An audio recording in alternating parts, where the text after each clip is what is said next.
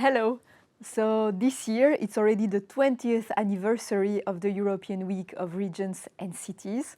And so today I have some guests with me, so we can speak about different issues. For example, we're going to speak about the difficulty to bring people from big cities to small villages, but we're also going to speak about the ecological transition.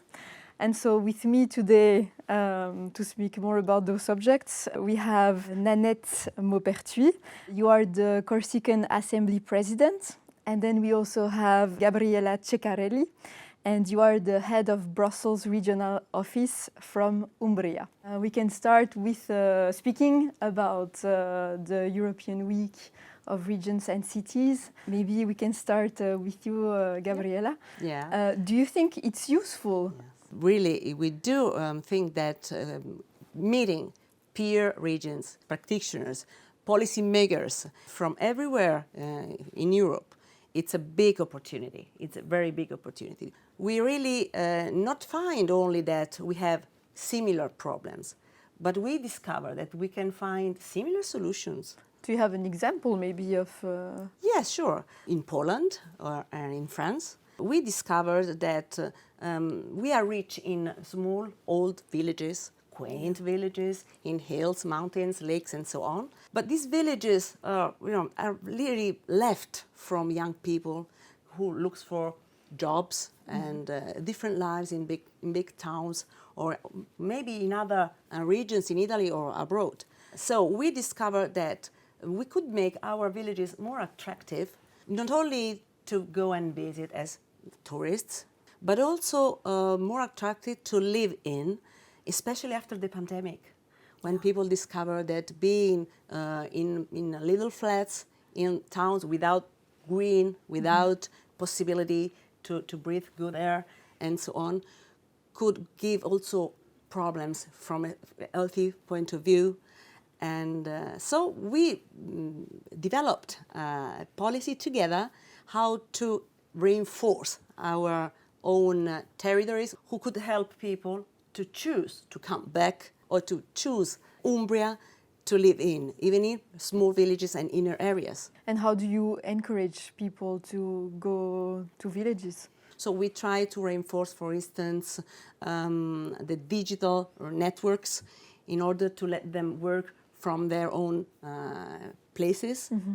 And we try to make connections with big towns where, for instance, not big towns, but our big towns in Umbria, towns are not metropolitan towns, of course, but where the most important services are, for instance, big hospitals or cultural events. Mm-hmm. We try to disseminate cultural life all over the region in order to make life interesting everywhere and not only in bigger centers. Mm-hmm.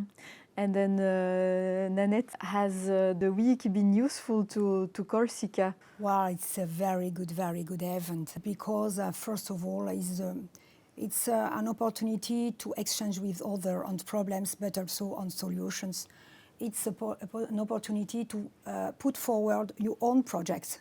For instance, last year, I presented how, in the context of COVID, I implemented a new recovery plan for tourism in Corsica. Because when you are in an island, a destination where 40% of the GDP depending on tourism, you have to think about new solutions. And I realized that we gather and we cooperate with all the stakeholders of the sectors, and we improve new solutions in order to sanitary secure the destination, mm-hmm. but also help to the resilience of the sector from an economical and social point of view, of course, and prepare the new season for the year after in a context of total uncertainty, in fact.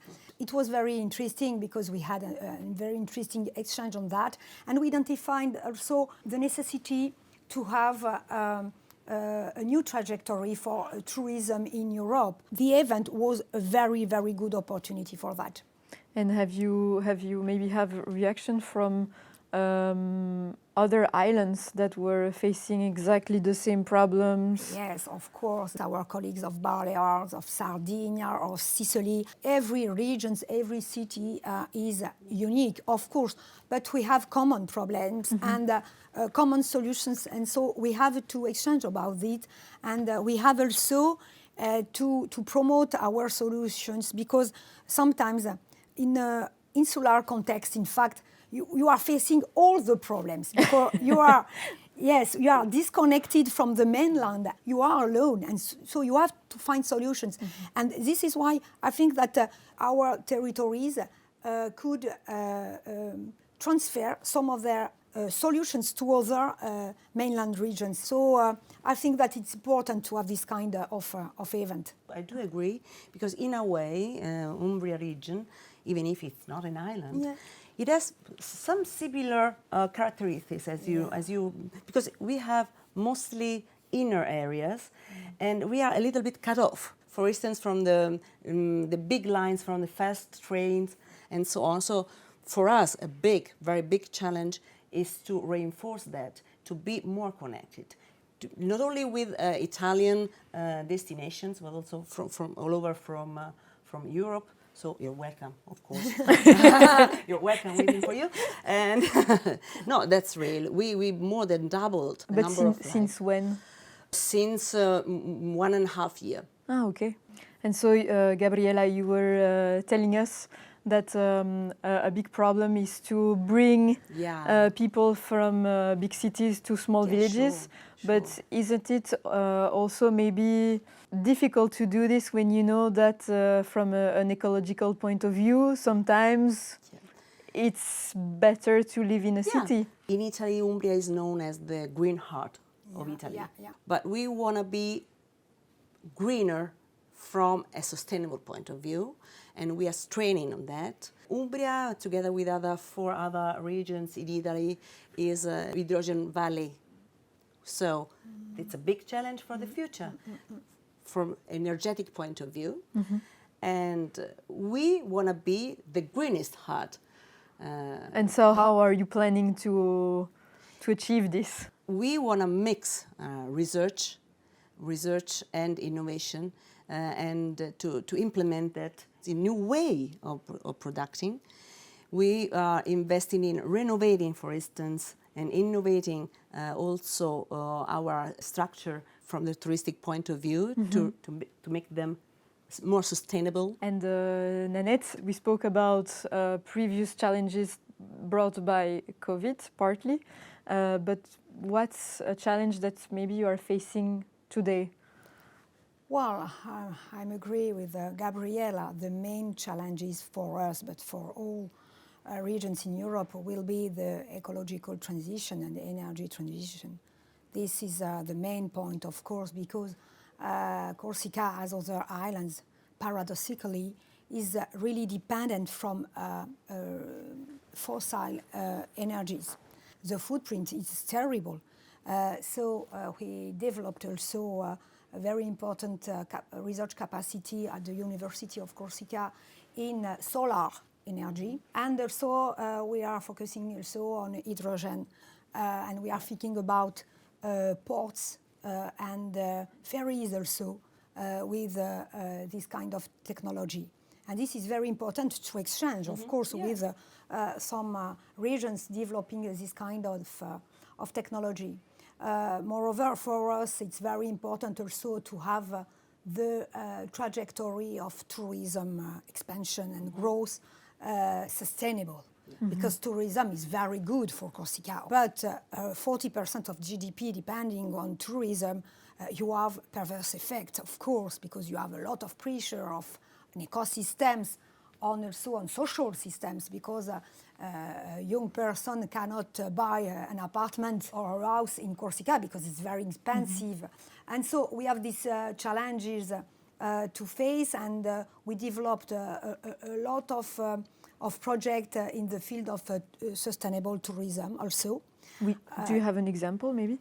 Yeah, we developed, for instance, networks of waste recuperation and circular economy for restaurants, for example, for hotels also. We have a club of innovative entrepreneurs in sustainable tourism with European label in this field. So it's very important. And the other there are lots of challenges, of course, but one of the most important also is the necessity to care about people, because you have in Corsica an important part of populations, percentage of populations which is under the level of good life, and 1 person under 5 is under 1,000 euros by month.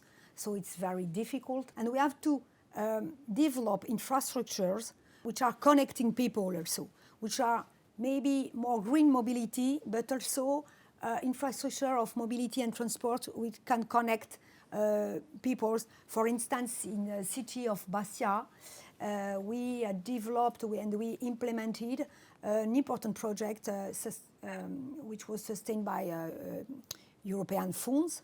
It is a bridge between two neighborhoods, the main important neighborhoods of Bastille, and it's on the coastline, so it's very interesting from the mobility point of view, from the social mixity, of course, between the north and the south of the city. It's important also from a cultural perspective, because it is at the basis of the old citadel, and so you have this passage on the sea with the waves under your feet, and it's beautiful. So, and it's very also important for the value added for tourism and heritage.